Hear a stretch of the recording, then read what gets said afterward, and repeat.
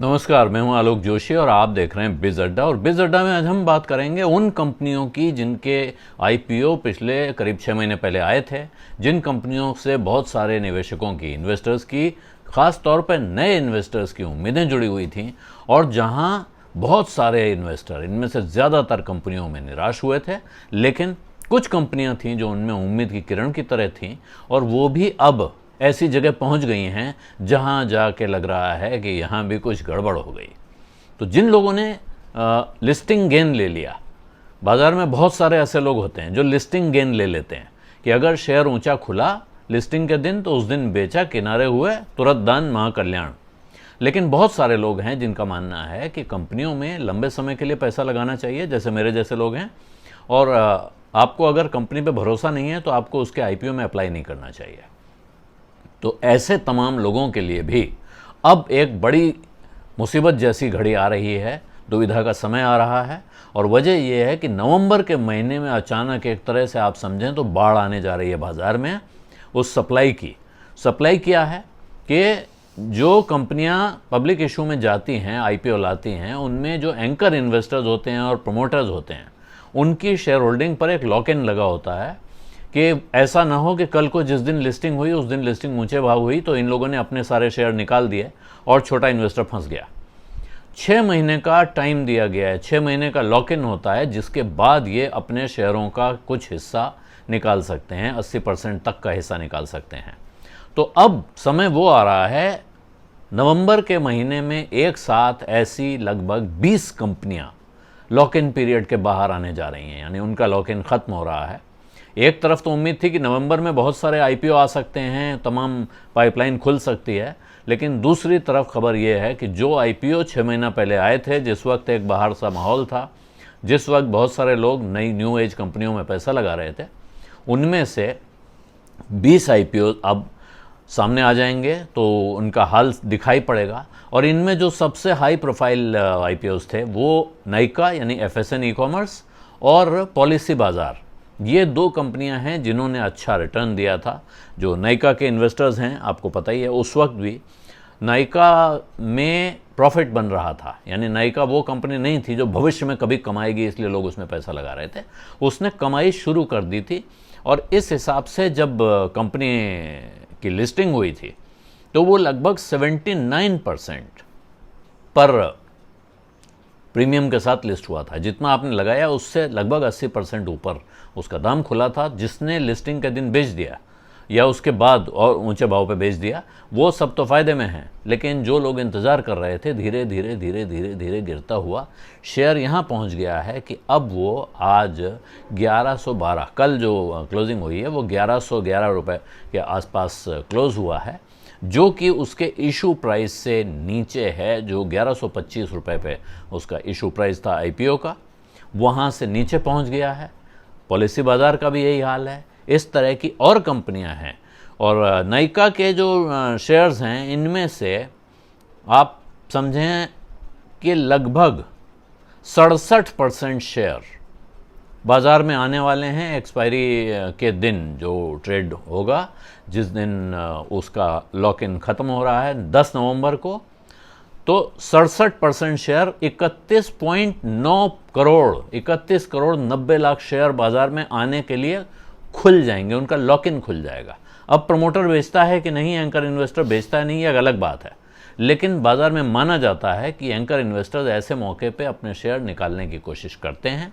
और इस वजह से, और इनमें जो बड़े इन्वेस्टर्स हैं इनके, वो हैं Steadview Capital Mauritius, TPG Growth, Lighthouse India Fund 3, और एचएनआईज हैं जिनमें बड़े एचएस बंगा, नरोत्तम सेक्सरिया और सुनील कांत मुंजाल जैसे एचएनआईज हैं।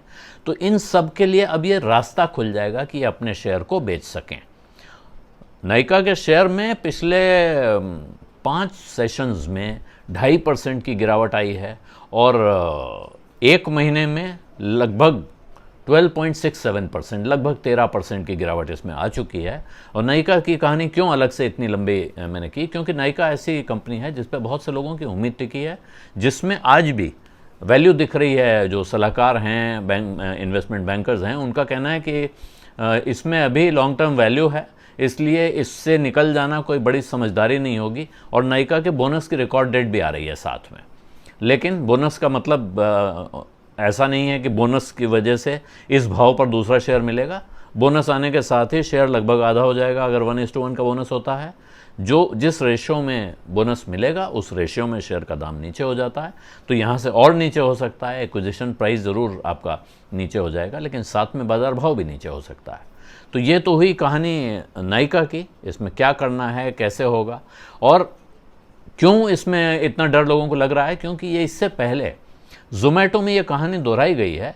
ज़ोमैटो को 25 जुलाई को जिस दिन उसका लॉक इन खुला है उस दिन वो 13% गिरा, और क्योंकि उस वक्त इसके 78% शेयर का लॉक इन खुला था। और ज़ोमैटो यूं भी शुरू से ही गिरता जा रहा है, ये आपको पता ही होगा। तो ज़ोमैटो और नायका की स्टोरी बिल्कुल मिलती जुलती नहीं है, लेकिन ये चिंता लगभग सब कंपनियों के साथ है। क्यों? क्योंकि आपको ये डर लग रहा है कि बाज़ार में अगर माहौल ऐसा है कि हर आदमी बेचने निकल पड़ेगा तो फिर हमारा क्या होगा और हमारे जो शेयर हैं उनका क्या होगा।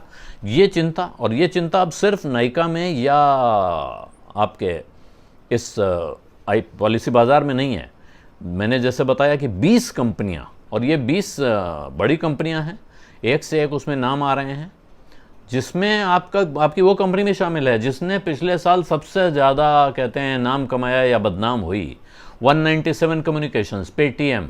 इस वक्त पेटीएम का शेयर तमाम तकलीफ़ और उसके बाद थोड़ा सा मामूली सा लाभ में, no profit no loss type में दिख रहा है। 18 नवंबर को उसका लॉक इन खुलेगा। पीबी फिनटेक यानी पॉलिसी बाज़ार जो है ये लगभग 26% नीचे ऑलरेडी है। जिस भाव पे ये इशू है उससे 26% नीचे आ चुका है। इसका 15 नवंबर को लॉक इन खुलेगा। नायका का मैं बता चुका हूँ 10 नवंबर को खुलेगा और ये लगभग 14% नीचे है, 13.5 पौने 14% नीचे है। डिलीवरी जो कि बड़ी अच्छी डिलीवरी कंपनी है, लॉजिस्टिक्स कंपनी है, वो सबसे ज़्यादा झटका खा चुकी है, 35% डाउन है। 24 नवंबर को इसका आईपीओ का लॉक इन ख़त्म हो जाएगा। इसी तरह सफ़ायर फूड्स है, रेनबो चिल्ड्रंस है, पैरादीप फॉस्फेट्स है, कैंपस एक्टिववेयर है, फिनो पेमेंट्स बैंक है, टार्सन्स प्रोडक्ट्स है और गो फैशन इंडिया है। इन कंपनियों के सबके लॉक इन खुलने जा रहे हैं और इसके अलावा और कंपनियां भी हैं। तो बाज़ार में एक तरह की बाढ़ आने वाली है और उस बाढ़ में क्या बहेगा क्या बचेगा कहना मुश्किल है। आपके पास अगर ये शेयर हैं तो फिर आपको ये ध्यान रखना होगा कि आपने इस कंपनी में क्यों पैसा लगाया था, क्या सोच के लगाया था। अगर कुछ सोच के नहीं लगाया था तो फिर आपने अपना लिस्टिंग गेन अगर मिल गया आपको तो उस दिन निकल क्यों नहीं लिया आप, ये भी आपको सोचना पड़ेगा। और आज की तारीख में बेच देने से आपको कुछ लाभ होने वाला है या इसको रखे रहने से फ़ायदा होगा, ये आपको एनालाइज करना पड़ेगा अपने रिक्वायरमेंट के, अपने गोल्स के हिसाब से और उस कंपनी के इंडिविजुअल बैलेंस शीट देखकर। जो काम अगर आप खुद कर सकते हैं तो बड़ी अच्छी बात है, लेकिन अगर आप खुद नहीं कर सकते हैं तो हमेशा की तरह वही सलाह है कि एक भरोसेमंद निवेश सलाहकार की मदद लीजिए और उसके बाद फैसला कीजिए कि आपको क्या करना है। आपके पास कितने शेयर हैं इससे भी तय होगा। अगर आपने बहुत सारे शेयर खरीद रखे हैं तो आपको गंभीरता से विचार करना होगा। अगर आपके पास 5, 7, 10, 12, 13 ऐसे शेयर्स हैं जिनको लेके आप छोड़ भी सकते हैं तो फिर उतनी गंभीरता की आवश्यकता शायद नहीं रहेगी। फिर आप इंतज़ार कर सकते हैं, देख सकते हैं, वक्त बदलेगा, कंपनी का भाव बदलेगा, तब देखा जाएगा। तो बिज़ अड्डा में आज इतना ही। इजाज़त दीजिए। धन्यवाद, नमस्कार।